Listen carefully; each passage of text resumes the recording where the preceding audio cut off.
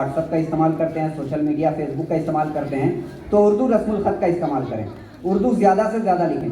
ایک اور بات یہ ہے کہ پرانے زمانے میں جب لوگ تھے تو کہا جاتا تھا کہ جس کے پاس بہت زیادہ زمینیں ہیں وہ سب سے زیادہ امیر ہوتا ہے, دولت مند وہی ہے جس کے پاس زمینیں ہیں. اسی لیے ایک ملک دوسرے ملک پہ قبضہ کرتا تھا, اس کی زمینوں کو اپنے قبضے میں لیتا تھا.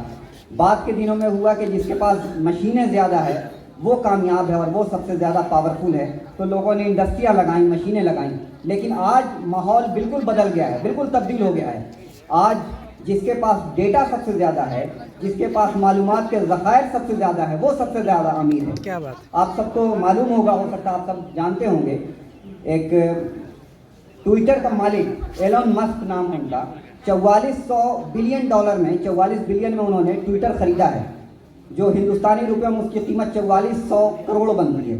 اب آپ بھلا بتائیں, بہت سارے ملکوں کا جو بجٹ ہے سال کا وہ بھی اس سے کم ہے. آخر کیا چیز ہے ایسی ٹویٹر؟ یا فیس بک کو دیکھ لیں, واٹس ایپ نہ ہم چھو سکتے ہیں, نہ دیکھ سکتے ہیں, نہ پکڑ سکتے ہیں. آپ گوگل کو دیکھیں, گوگل کیا ہے؟ کچھ بھی نہیں. لیکن آج ہم گوگل کے بغیر کہیں جا نہیں سکتے. بہت ساری چیزیں ہمیں سرچ کرنی ہوتی ہے تو ہمیں گوگل کا سہارا لینا پڑتا ہے. تو ایسے میں ہماری جو ترجیح ہے وہ یہ ہونی چاہیے کہ ہم انٹرنیٹ پہ, سوشل میڈیا میں اور اپنی زبان میں اردو رسم الخط کا ضرور استعمال کریں, کیونکہ وہ لکھے ہوئے الفاظ ہمیشہ قائم رہیں گے. آج سے 10 سال, 20 سال, 50 سال کے بعد بھی اگر کوئی انٹرنیٹ کھولے گا, کمپیوٹر کھولے گا, تو ہو سکتا ہے آپ کی لکھی ہوئی تحریر اس میں محفوظ رہے گی. اب آپ لوگ کہتے ہیں کہ اردو مر رہی ہے. ایک اور بات یہاں بتاتا چلیں کہ امریکہ کی ایک لائبریری ہے, نیشنل لائبریری آف کانگریس, جو دنیا کی سب سے بڑی لائبریری ہے. وہاں 17 کروڑ کتابیں موجود ہیں, جس میں اردو کی 10,000 کتابیں موجود ہیں. اور ہو سکتا ہے آپ میں سے بہت سارے رائٹر ہوں جو اردو کی کتابیں لکھتے ہوں. آپ دیکھیں گے, تلاش کریں گے تو شاید آپ کی بھی اردو کتاب وہاں موجود ہوگی. آخر وہ کتابیں کس کے لیے جمع کر رہے ہیں؟ وہاں تو اردو ہے نہیں, لیکن کہیں نہ کہیں اردو بڑھ رہی ہے اور ہمیشہ قدم سے قدم ملا کے چل رہی ہے. اور بہت ساری چیزیں ہیں.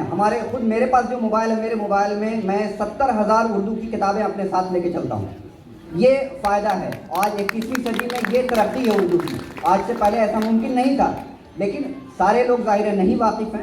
تو ہم سب کو تھوڑا سا ٹیکنالوجی کا استعمال اپنی زندگی میں لانا ہوگا. دفاتر میں, کالجوں میں, اور سب سے بڑھ کر اپنے گھروں میں اپنے بچوں کو اردو سکھائیے, بتائیے. ہمارا بچہ چھوٹا بھیم اور ٹنٹن موسی کو جانتا ہے, لیکن اردو کے حروف تہجی سے ناواقف ہے. اس پہ ہمیں غور کرنے کی ضرورت ہے, کیونکہ اردو صرف زبان نہیں ہے, تہذیب ہے, وراثت ہے, اور ہماری شناخت ہے, ہماری پہچان ہے. بہت بہت شکریہ.